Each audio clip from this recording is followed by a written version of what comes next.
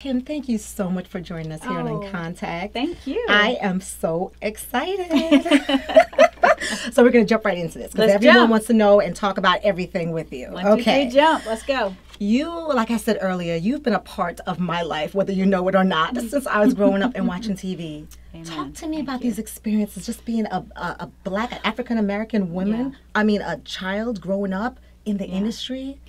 You know what's funny about it in a ironic kind of way, I guess, is that you don't realize that you are the one or the only. You know, you don't realize that you are blazing any sort of trail, as they say. You don't realize that you're changing any game.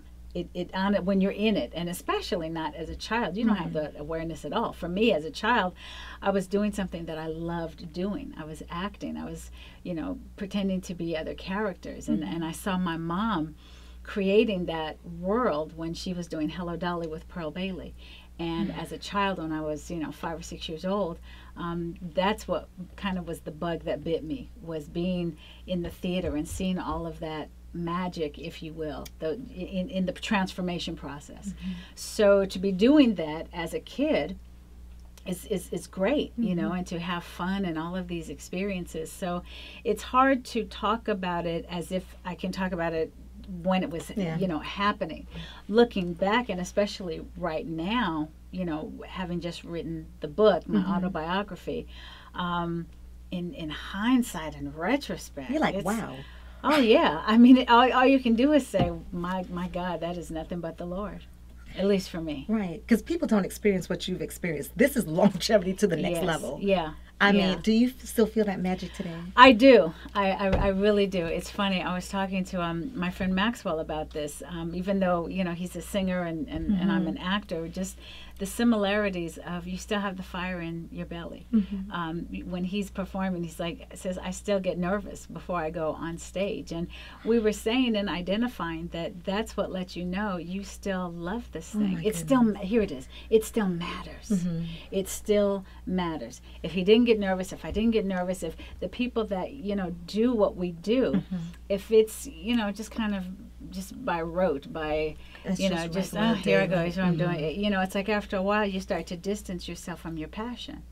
And then it just becomes like machinery, right? And you can't do that, I don't think, in the creative process. When we were speaking earlier, we spoke about our kids. Yes. And I don't even know how you can balance. I mean, a mom, a wife. How do you balance this? Well, first, for me, the revelation came with understanding what balance really is. First of all, balance is different for everybody. Okay. My balance ain't hers, ain't yours, ain't yours. Ain't yours.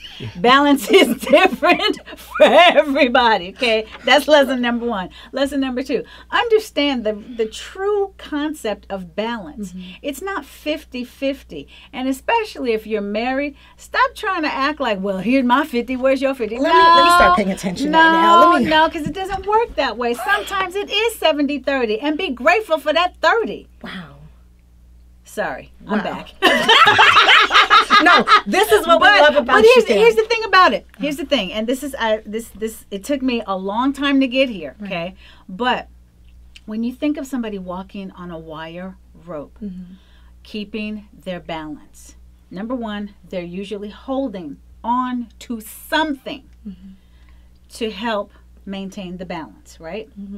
And then what are they doing? With each and every step, they are constantly what?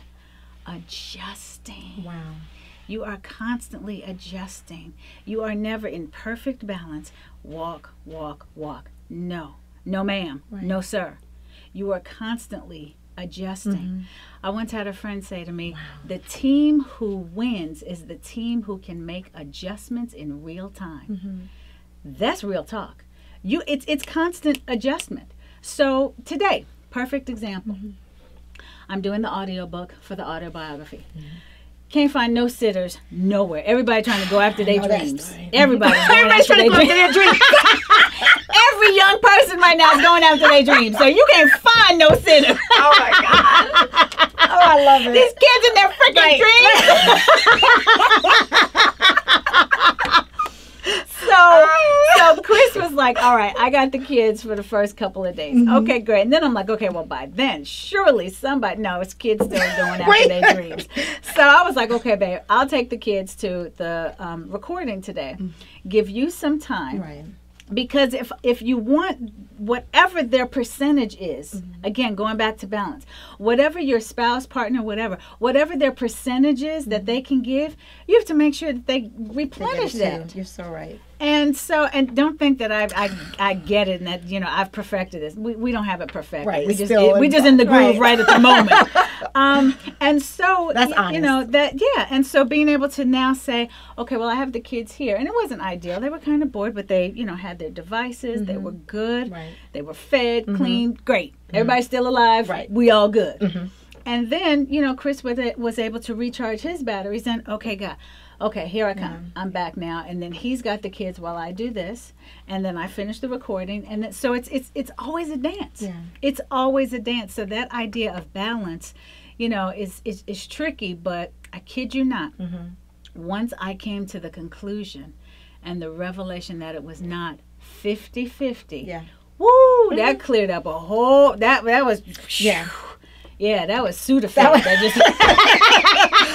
That opened me up. You were like, I get this. Yes. Now I understand. Yes, exactly. Yeah. Because, I mean, your expectation changes. You're so right.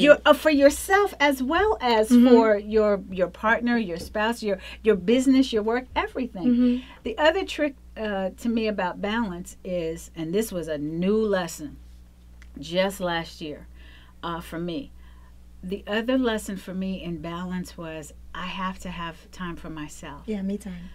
Yeah, I had me time back in '98, so I thought I was good. I mean, and I had a lot of me time back then. So I'm like, I've stored up. I got me time credit, and didn't know that I still needed that. Let me tell you how this lesson is not yet fully learned. Yesterday in the garage, I got home and I was like, Chris said, well, are you going to take the kids to the pool like you said? And I was like, I know I said it, but I'm realizing I'm going from one thing to one thing to one thing to one thing, and I'm not having any time to transition, and certainly not any me time. And I didn't realize that when I was dancing, having that me time was invaluable. Let me tell you, they don't tell us this stuff. No, they don't. One tells us no this one stuff. does. Because by the time they figure it out, we grown and think we know everything. Exactly. So then you can't tell us nothing. Right. So okay, well, hold on right now. Okay. We're going to go ahead and take a quick break. Quick break. Because I'm going to tell you this. Look, we're just getting in. This is what I mean. We don't have enough time with Kim. Okay? So stay tuned with In Contact. We have so much to cover. Stay tuned. And she was good, y'all. They gave her the cue, and she made us stop talking. Stay tuned.